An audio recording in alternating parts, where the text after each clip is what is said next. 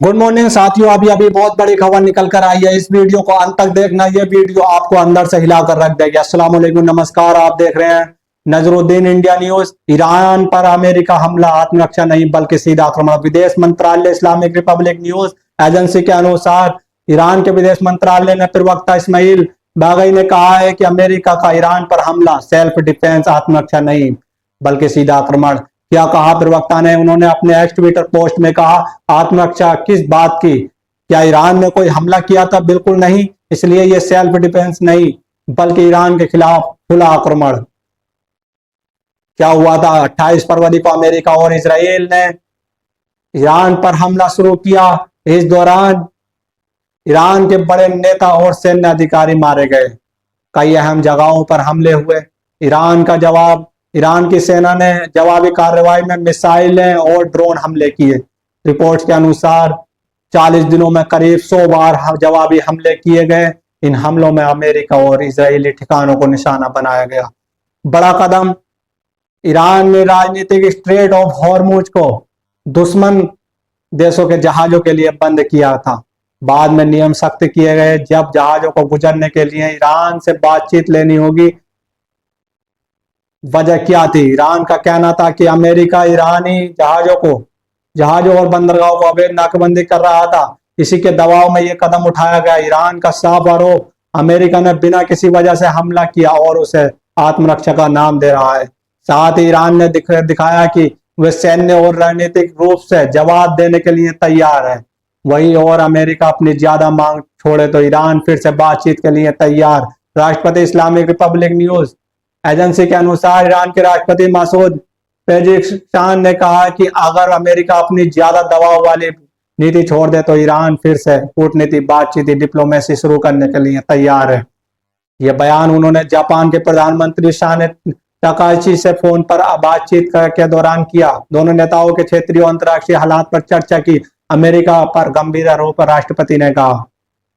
America और Israel ने हाल ही जंग में ईरान के नेताओं पर सैन्य अधिकारियों की हत्या की, स्कूल, अस्पताल और परमाणु ठिकानों पर किया हमला।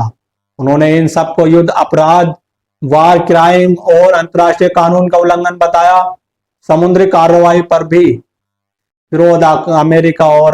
अमेरिका पर आरोप लगाया कि उन्होंने ईरान के जहाजों के खिलाफ समुद्री डकैती जैसी कार्रवाई की, ईरानी बंदरगाहों पर अवैध नाकेबंदी की। ईरान ने कहा यह सब कदम क्षेत्र में तनाव और बढ़ाएंगे। फिर भी बातचीत के लिए तैयार। राष्ट्रपति ने कहा ईरान की सेना देश के अधिकारियों की रक्षा के लिए तैयार है, लेकिन इसके बावजूद ईरान शांति और समाधान के लिए बातचीत फिर से शुरू करना चाहता है। शर्त क्या है? अमेरिका को अपना ज्यादा दबाव वाली नीति छोड़नी होगी, उकसाने वाली कार्रवाइयां बंद करनी होंगी।